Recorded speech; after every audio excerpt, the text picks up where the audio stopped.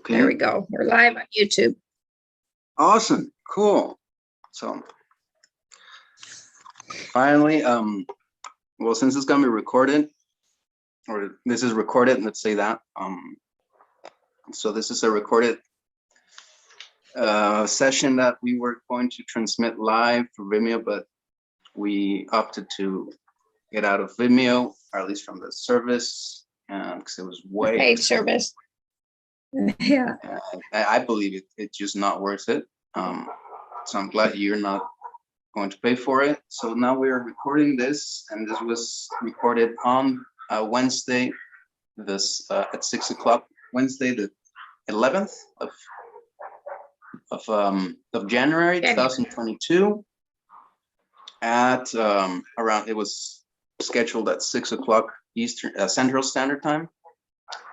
And we're recording a half an hour, a little bit more, maybe later, because we have to figure somewhere to record it. And here we are, 68th conversation of Ayni Living Conversations. I am Julian Catari from Jalapa, Veracruz, and I'm with Blue Sacred Heron Woman from Indianola, Idaho.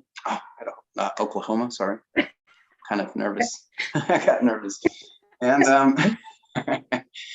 And yeah, so here we are, and oh yeah, today we have to speak about the layers, the different layers and dimensions that of which is comprised our reality.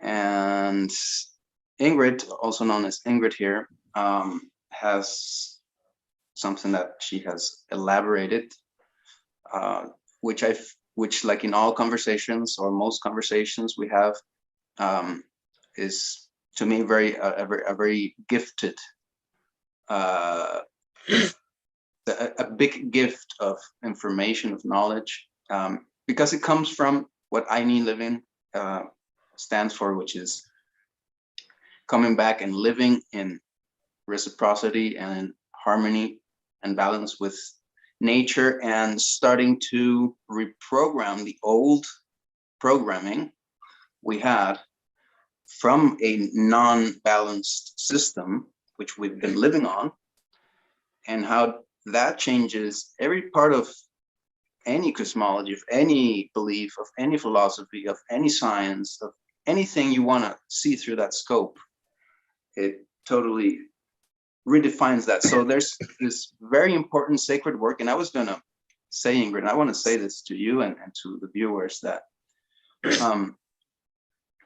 there is, on this earth right now, there is no university, no institution that is really giving everything that we could be learning and discovering, right? Because it's right. so much of being sunk by the ship of the sinking system, a system that is designed to corrupt everything and to limit everything so that we can be dominated and controlled. So there is no real institution where this knowledge is being created, and it's not until you find something like this, like our Ayni Living, that you can start really doing that work, which I think nobody really is doing, right? And we talk about this with Ingrid, not even many so-called shamans and people that should be evolving somewhere. I mean, they're sharing good things, but at the same time, we perceive they're still being dragged by the sinking ship. They're still trying to fit that into some type of monetization, some type of a business. And that's what also, to me, in my opinion, limits really the how much they could actually share and learn. So this is an example of what happens when you're able to break those chains of slavery, which is what's happening here, and write and rethink and restudy and share that study with people, which is what you're going to do here, Ingrid. And you're going to talk about the layers of the dimensions, where many different cultures have some knowledge of, or some type of information they can give us about how, how they're ordered or how they work. But you've done your work of without the change, looking at it, and you're going to share that with us. So I think that's a appropriate introduction to what we're going to speak about. Yeah. It is important to prepare the viewers and the listeners. So go ahead, Ingrid, with your presentation. Well, ever since the movies, The Matrix came out, we've all heard about the Matrix, and we spit the word out now and again, and without understanding what it fully means. We talk about the Matrix like we understand what it means. Like last week, I talked about the net of light or fabric of being that creates, constitutes, governs, sustains, and contains all. Again, that's a matrix. It's a net. We see this drawn in a very static form in the yin yang symbol, and yet we're not aware that this is a core model of flow, a core model of movement, because nothing in the universe is ever still, even though it seems like it. So this core model is actually like an apple core. So like you eat the sides out of the apple, so it's like got a mushroom on top and a mushroom cap on the bottom. That's the core model of movement. And if you turn one on its side and fit it into the eaten out part of the apple core, it makes a ball. And in fact, if you took a tennis ball apart, you would see that it's made of this two of these core models put together. When you turn those two a different way, you get the yin yang symbol. When you turn it a different way, you get the infinity. When you turn it another way, you get the swastika. This is the core model of movement, of flow in the universe. That's an image to remember. So the way this is coming to me is that inside this swirling, and that core model is called a tessellation, right? This is how trees are too. Trees are this core model. They've got this canopy of limbs. Sometimes the limbs come almost down to earth, and then you've got the trunk, and then the roots come up. So you've got like a double mushroom, or an apple core, right? So that this swirling yin yang tessellation, bigender, bipolar tessellation, is always infinitely spiraling out in growth and infinitely bedding inward in shrinkage, so that we have galaxies created. And it's always spiraling outward, and it creates a net. A net is a shrinkage movement to shrink something smaller. So our galaxy was born with the explosion of grandfather's sun. And as bits of his explosion swirled away, those that didn't retain light became planets. And those that did are stars.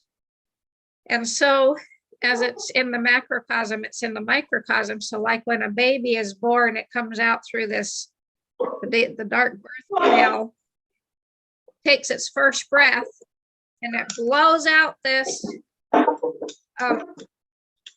all these little planet pieces, planetary and stars pieces of its destiny plan that go to various people.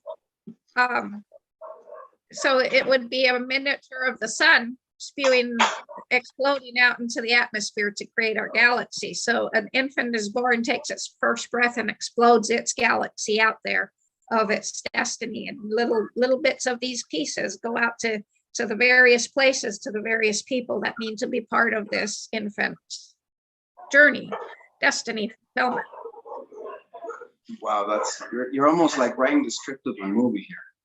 Sometimes I'm totally like visualizing, so visual what you're doing such a great work at writing and presenting this on movies.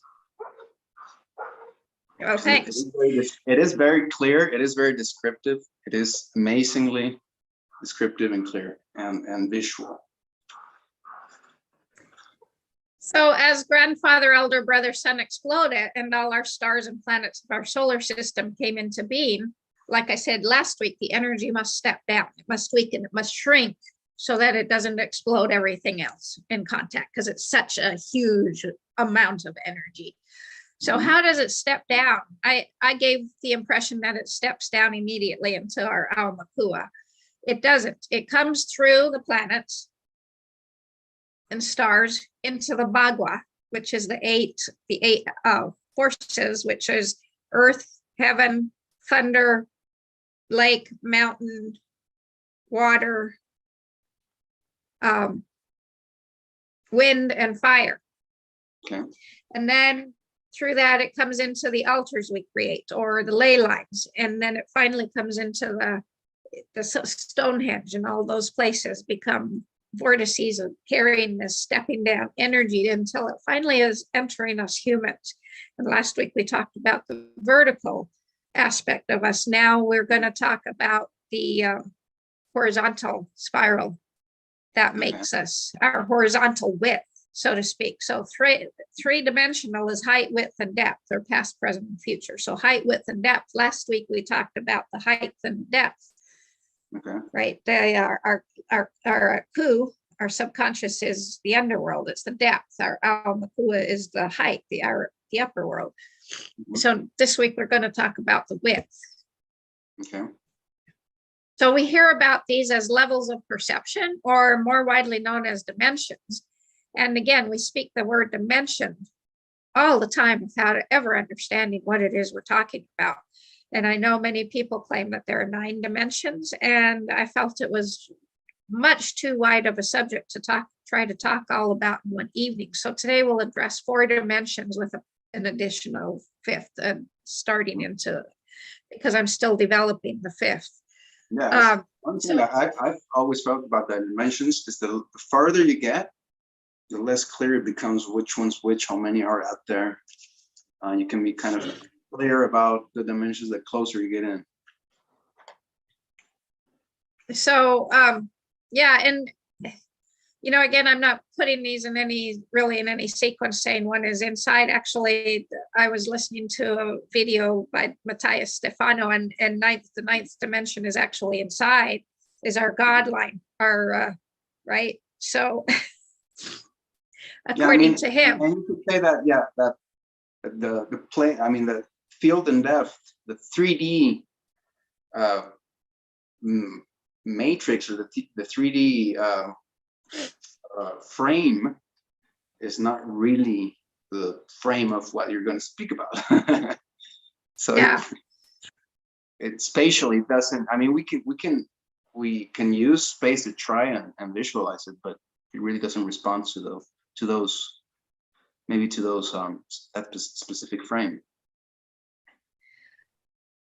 Yeah, it's again, to me, it's kind of like a Russian nesting doll, or the rings on a tree. It just kind of expands outward. That's why I say it's the width. And I think people have made the dimension thing way too complicated, but we're going to start with 1 through 4, and I have Hawaiian words for these, and number 5 is coming from me.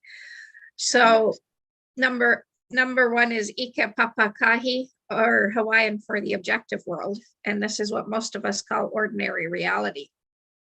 Okay. So if we speak of standing in a meadow in a forest as a metaphor, the objective world or dimension is our purely sensory experience of this meadow and forest, the external reality, the colors of the plants, the soil, the sky, the smell of the flowers, the pine trees, the sound of the birds, the feel of the breeze on our skin, the small glimpse of a doe and fawn, the squirrel running around chirping.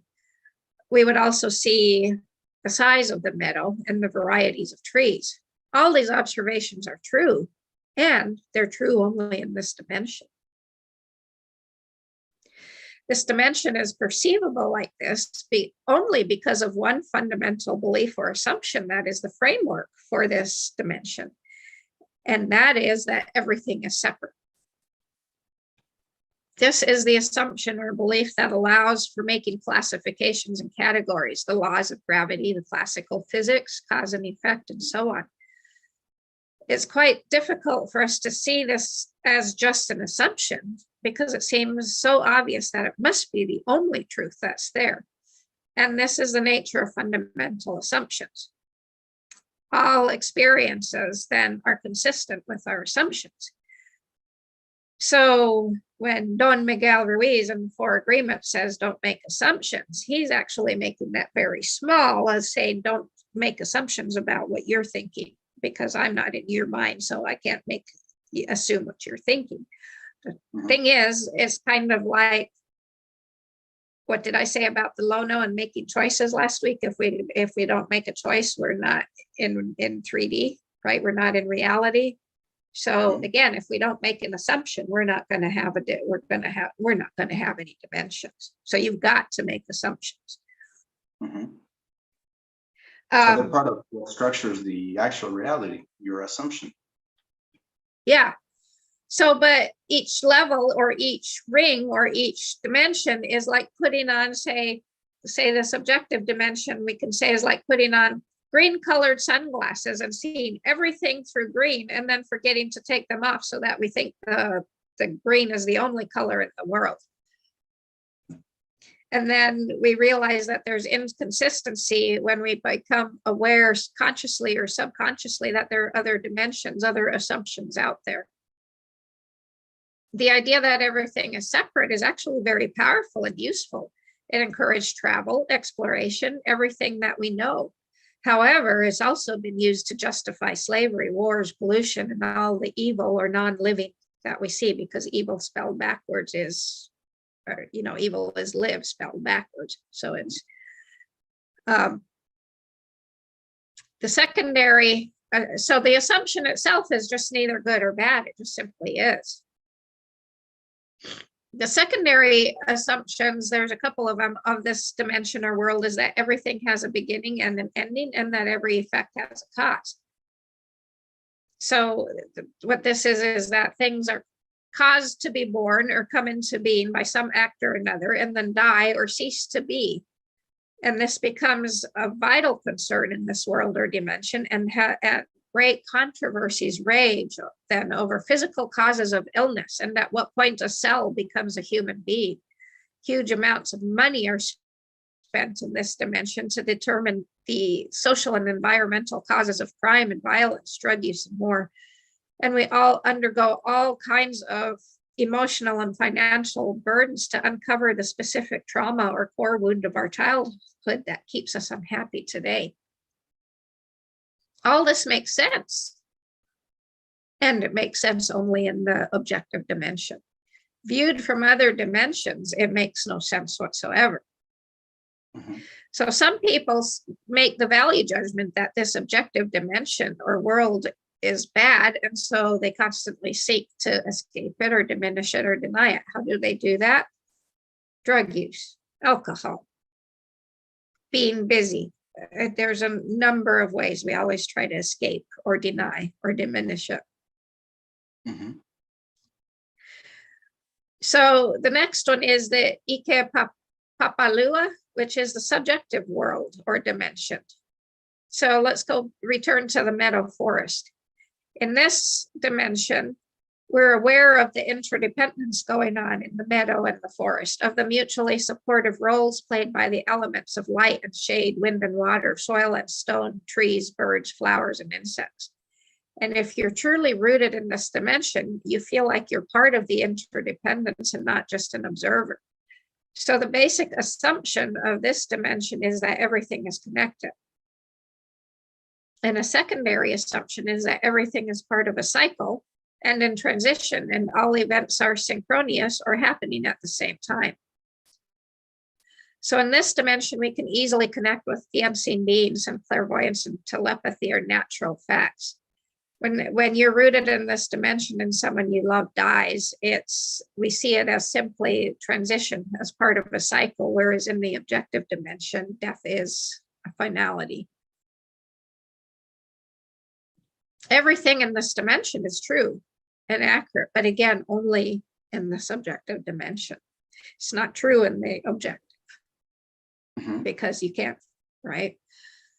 So people rooted in the objective dimension have difficulty accepting telepathy, the unseen world, and while people who are very rooted in the subjective have a difficult time explaining their experiences to an objectively rooted friend. So neither dimension makes sense when viewed from the perspective of the other. And neither is right or wrong. Again, it's a measure of effectiveness. What's most effective for living your life, for living your fullest life, right? So dimension number 3, Ikapapakolu, the symbolic world or dimension.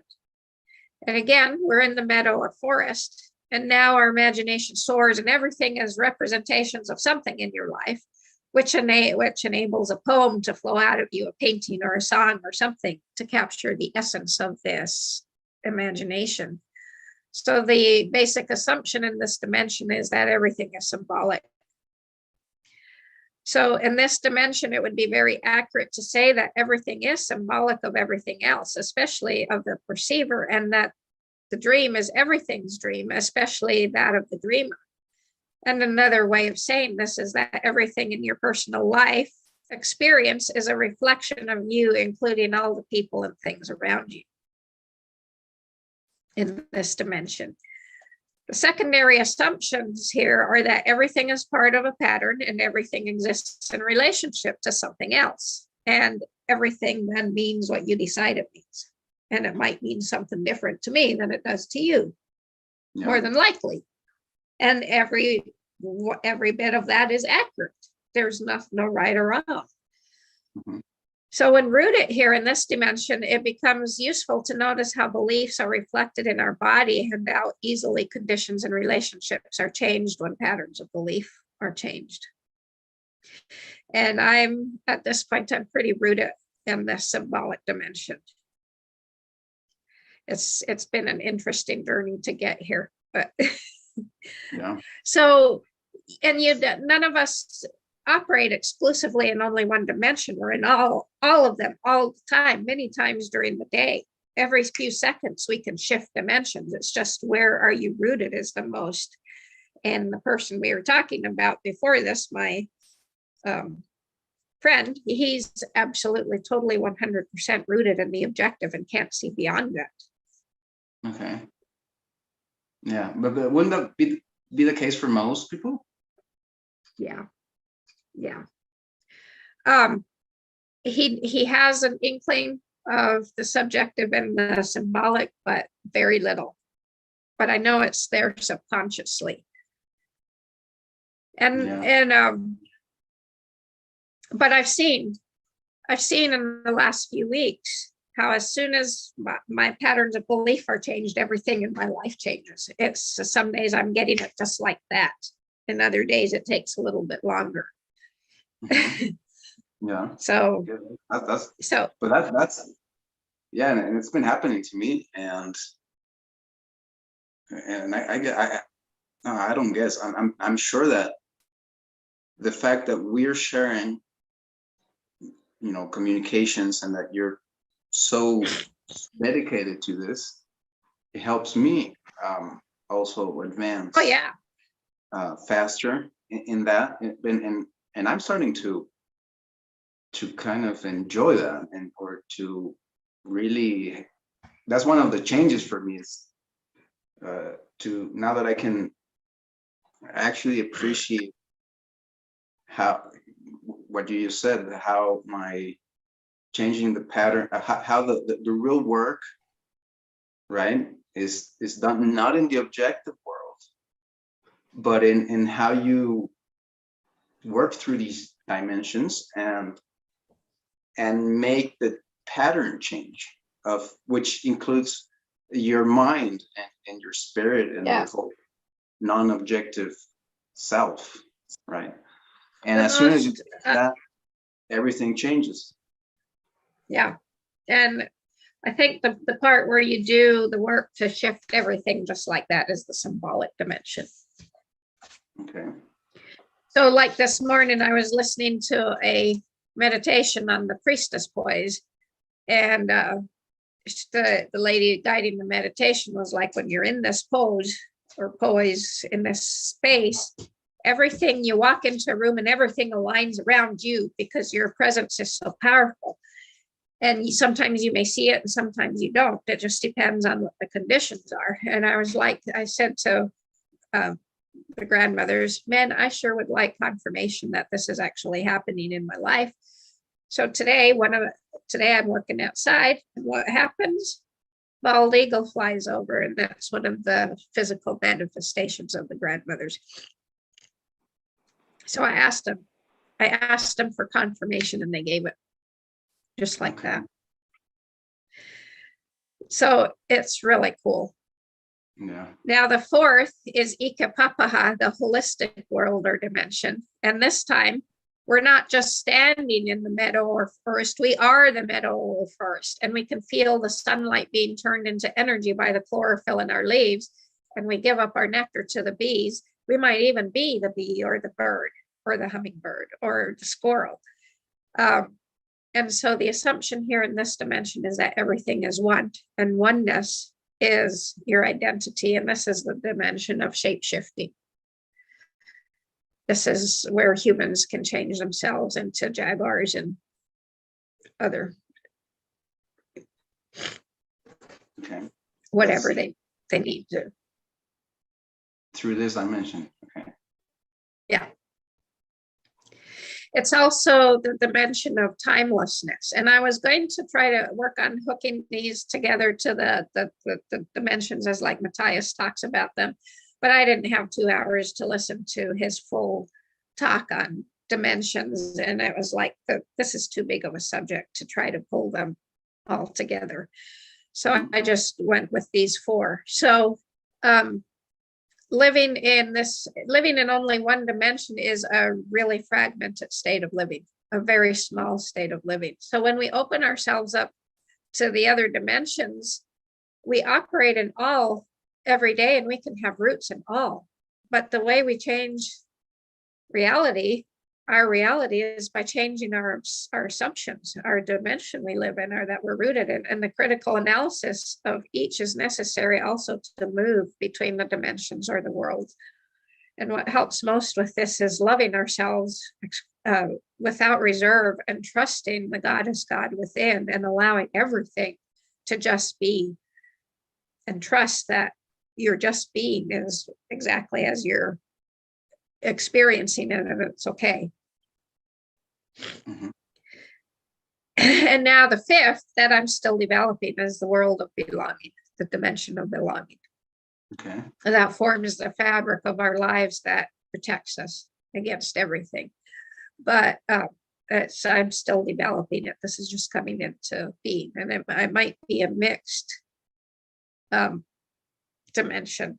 I might turn it into a mixed dimension, but this is as I understand it from Matthias, I mean, everyone thinks we're going to the 5th dimension. Again, it's not a place, it's a way of living, it's an assumption. And it's basically just expansion of our 3D, seeing more depth, more height, more width.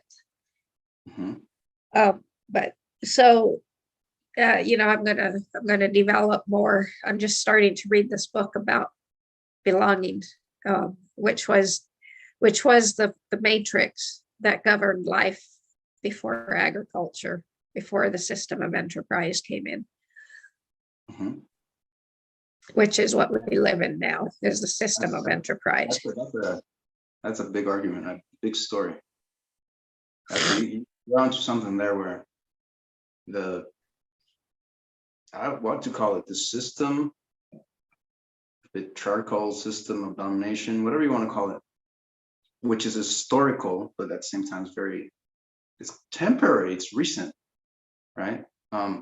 It's at the same time old, but at the same time it's our present. So it's recent, and it has crushed, kind of like just magically reduced people into living into this reduced reality, where that dimension is no longer part of their existence. Right. Yeah. So we'll talk about this again as I get through the book and really develop some groundwork with this, some real good understanding. But that just came to me, is that this is the fifth dimension, the world of belonging and knowing you belong. Yeah, and imagine how key this is. I mean, to live in a life without belonging, and how all the suffering is caused by this, because we've been detached from that belonging. Yeah. And now that I'm thinking about it, I'm speaking about it, pops into my mind the Nahuals, the shamans of Mexican Toltec teachings, kind of from Miguel Ruiz and all that kind of teachings, where also them have been somehow detached, because they speak about the at least they're aware of the non-belonging, but I think we're seeing even beyond that Toltec teaching, or those teachers, or those lineages, where to me they kind of accepted some reality where, and they learned to live in a reality where maybe they learned how to belong, but at the same time they really didn't contemplate the fact that everything else needs to belong, come back to belonging, right? So they kind of just accepted reality as that I don't accept. I mean, I totally see the need and the process where we, as we return to that dimension, that knowledge that we've lost, that we've been deprived of, we start feeling like we belong. We start belonging to the earth, and that makes it so other beings can also start coming back and belonging as well. The beings, the humans especially, that are not belonging, and I see a difference from us and them, where they would just kind of, I mean, it's almost like they would see this unbelonging as just a permanent state of that's how it's always been, it always will be, right? And we don't see it like that. We see it as this belonging has to come back, and this, this has to, this fifth dimension, this world of peace has to come, right? We can't have it forever. The suffering and that being not the normal state of existence or being. It has to, though it's not, and I'm treading very gingerly here when I say it's got to be a mixed world. This is I'm treading gingerly when I say a mixed world of belonging and enterprise, which is the system we're in now, is enterprise. So let's take it a step further and say it's a mixed matristic world, which is not just matriarchal. It's a value of both the man and the woman, because God, as I said at the beginning, yin yang doesn't exist without, it's a bigender, bipolar force, without a doubt. It's also a mixed horticultural, which means hunter-gatherer and farmer. Right? Farming, agriculture became the enterprise system, but we went way to the extreme of making money instead of just growing enough food to satisfy, or enough to satisfy our means, our living. So, but this is why it's a mixed dimension, and this is the prophecy of the eagle and the condor flying together in the same sky. It's got to become a mixed dimension. It's not just a single, it's not just belonging. We lost the matrix of belonging. We have to bring that forward. We've lost the matrix of the yin, feminine, essence, that and the feminine, the yin, is the powerful. What does the Tao, the I Ching describes that number 2 hexagram as the mare that wanders the earth, always fertile, always in search of the stud. Well, what happens when the mare accepts the stud? She holds the fertility in her, and she allows the growth to happen. Mm-hmm. So the stud, the yang, is always wanting to build, build and do something, whereas the feminine, the yang, the yin essence, is this powerful holding, growth allowing, fertility. Mm-hmm. And so it's this has to be mixed, because we've gone both extremes. Mm-hmm. It's the upward swimming and the downward swimming, the fish of the Pisces, right? The Pisces constellation, it's always either going. But however, that's a constant movement in embryology. So that's what we're going to speak about next week, is how we become a human and how important that egg is. Yeah. And how we are not a higher state of being as a biped than as an egg, a fertilized egg.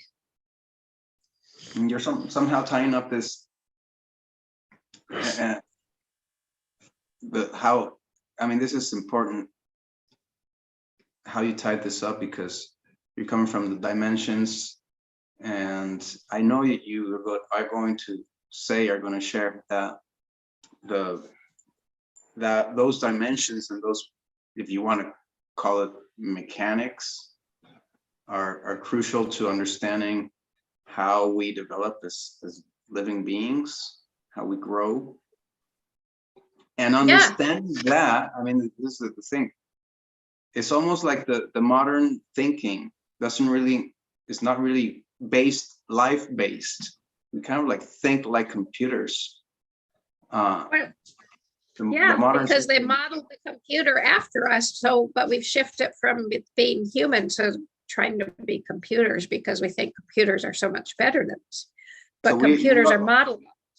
So I bet that you're going to say that it's almost like we forgot, we don't know, we ignore our own nature of how we develop, how the biology really works.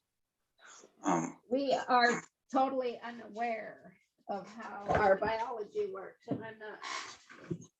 So that's amazing how you tied that up, and so I was going to share something from my embryology book, but I'm not finding it. And how that so that's why this is important to speak about. Right there. The embryos, the seedlings,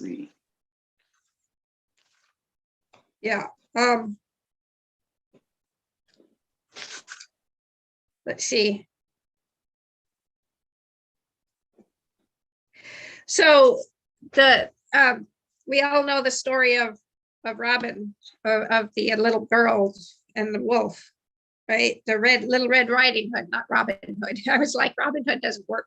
Little Red Riding Hood, who goes into the forest and comes back to her house to find the wolf, and the man is like, Grandma, why do you have such big ears?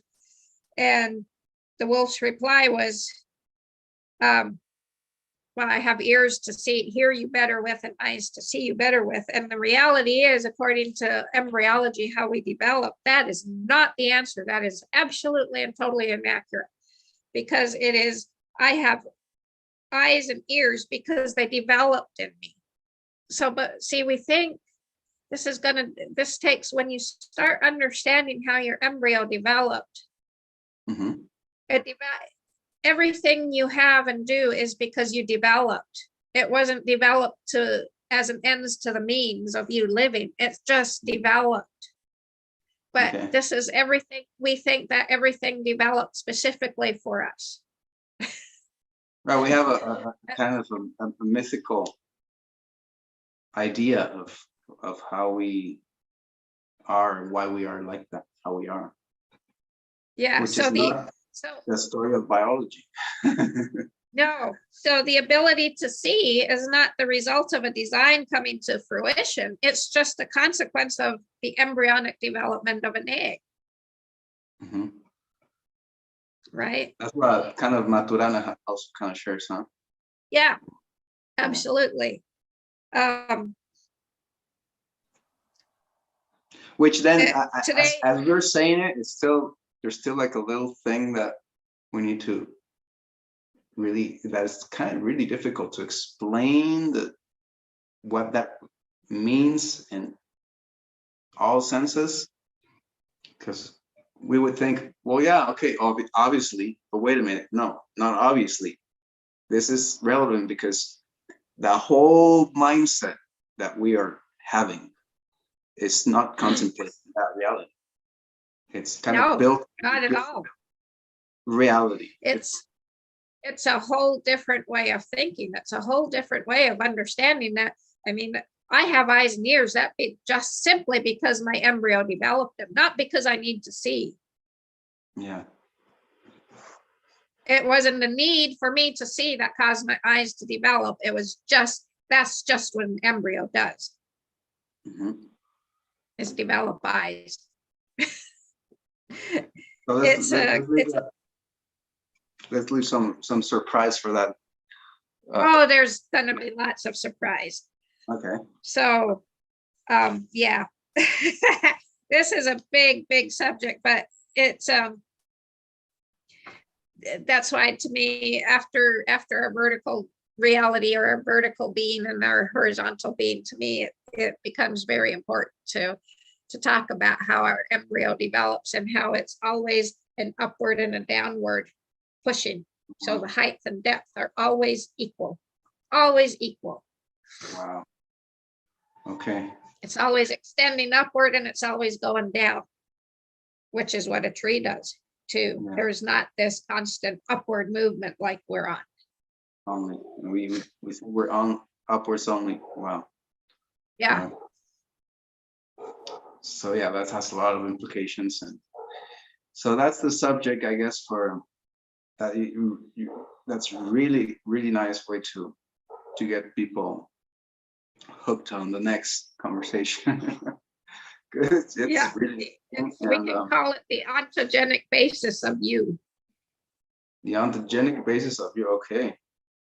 Okay, and Yeah. with what you shared, I can write a nice description. And so what we also might have to inform is that we are still not exactly sure where this will be transmitted. But altogether is in Ayni Living Conversations, wherever it is, and we're going to start putting it in Rumble as well and other platforms. So this is for now recorded in YouTube. We might do this again on YouTube, and it's going to be there. We do it every week. We're not going to miss next week. So next week, January, what will it be? 18th? 18th, yeah, at 6 o'clock Central Standard Time.